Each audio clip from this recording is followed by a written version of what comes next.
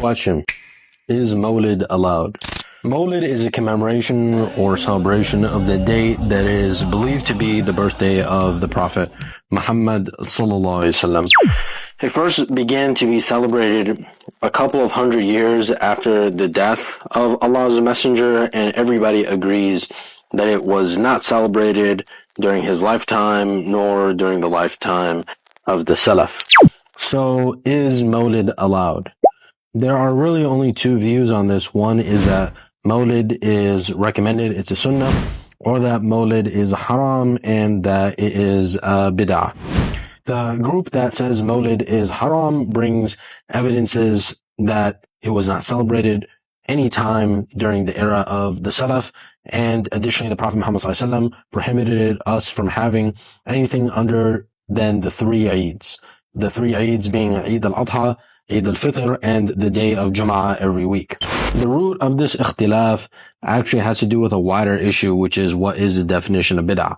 But it should suffice you to know this. Mawlid is an issue of fiqh ikhtilaf. And any issue of fiqh ikhtilaf, of disagreement with regards to law, is a far'i issue.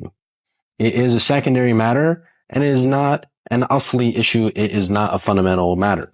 So since the fuqaha disagreed with regards to Mawlid, whatever the reason of the disagreement was, since it comes from valid ijtihad, there is no amr bil ma'ruf wa nahy anil munkar. You can't enjoin the good and forbid the evil on this issue. Rather, this is only an issue of nasiha. And in fact, Ibn Taymiyyah rahimahullah, he mentioned that although he believes Mawlid is a bid'ah, which is what I personally believe, he said that if a person celebrates Mawlid intending sincerely to draw closer to Allah and to venerate the Prophet Muhammad ﷺ, while following the opinion of the ulama that allowed it, then inshallah they will be rewarded by Allah. And this goes back to the famous principle that the Prophet Muhammad ﷺ said, إِذَا حَكَمَ الْحَاكِمُ فَاجْتَهَدْ ثُمَّ أَصَابَ فَلَهُ أَجْران وَإِذَا حَكَمَ فَاجْتَهَدَ فَأَخْطَأ فَلَهُ أَجْرٌ.